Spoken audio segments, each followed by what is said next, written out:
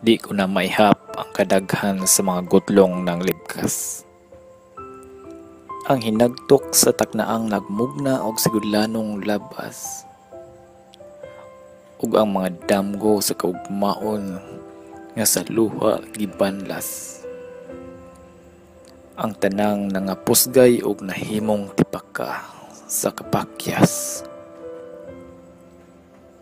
Gisok na ako kining prinsipyo uban nga tumang pagmahay. Nga nabagayod nga kini man ang dalan nga akong gisubay.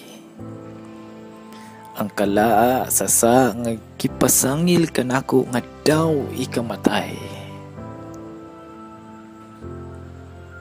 Mao'y minglusag sa tigbayong gihaguan ko nga pagambalay. Unsaon ko kaha nga malinaw ning kinabuhiya. Labihan naman unta kadako nga gihimo kong pag-amping. Gani gihurot ko naman ang tanang matang sa pangaliya. Apan way timailhang ng kalinaw mihamok ning kasing-kasing. Daw di ko na maantos ang kasakit ning akong pagkabilanggo. Kami nga sa banay, mupukaw sa malinawong katulugon. Kapintas sa kaligot-gut sa mga damgo maoy may buto.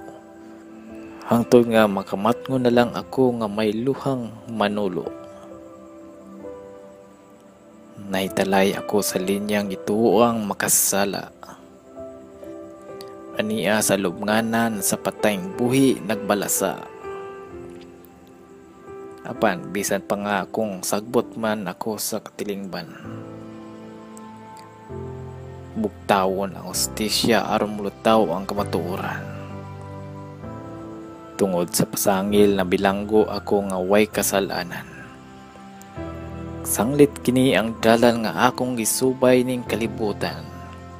Antoson bisan sakit ug lisod dawaton ning balatian. Itugyan na lang kang bathala kining mapait kong kidangatan.